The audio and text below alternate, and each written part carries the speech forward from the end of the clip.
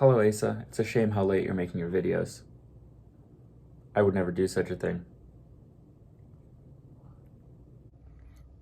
Alright, Asa, so today we're being a-holes and hogging computer resources. This is a zoomed in graph from 8 to 16. And I zoomed in because I noticed some jaggies in the original graph, and I was like, I'd like to see those in detail to see if there's a repeating pattern. Well, I can't tell if you can see from this, but there's definitely still data missing. Is this a smooth, like, wave? Is this... We can, like, guess, but I'd be uncomfortable doing that. So this took about maybe 4 hours to run.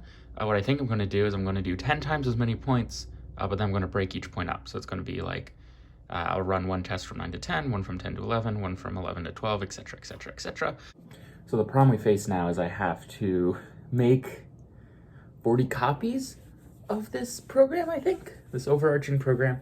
The way it's structured is I have one program that is essentially the oil bath, right? So I say run this program and it simulates the ball bouncing. And I have another one above it, which is basically like a researcher program. I call it a meta program, but like the analogy is it's the researcher. It says, all right, I want to do this test. I record the data I want, and then I'm done with it. And I move on to the next one. And I start this test and I record the specific data I want, and then I move on.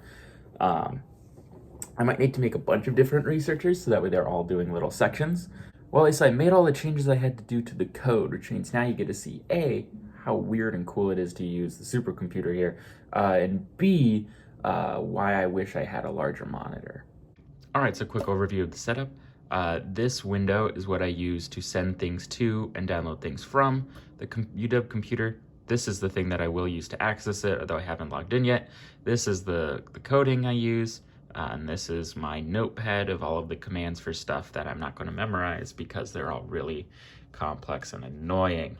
So I'm telling it to upload any file that starts with this, the height underscore meta underscore ix, which all of these do. And then I'm telling it where to put it, which is my account on the HYAK at this directory. And we're going to hope, and then it's actually got frickin'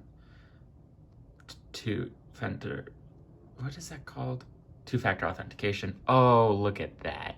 So you can see it because I'm recording on my phone, but on my phone popped up a little thing, and through an app I had to confirm, yes, this is me and I'm trying to do this. This is Levi Roden. But look at that. It uploaded all of them in one shot. And up here in the top one, we're going to log in again. Prove. There we go. We're on a supercomputer. It does not look as cool as you would think. So now that we're in, you can see that all of these different numbers are up here, as well as some other things. So this is actually what a job request looks like. And I'm basically going through and I'm changing the name. Oop. Get that into edit mode.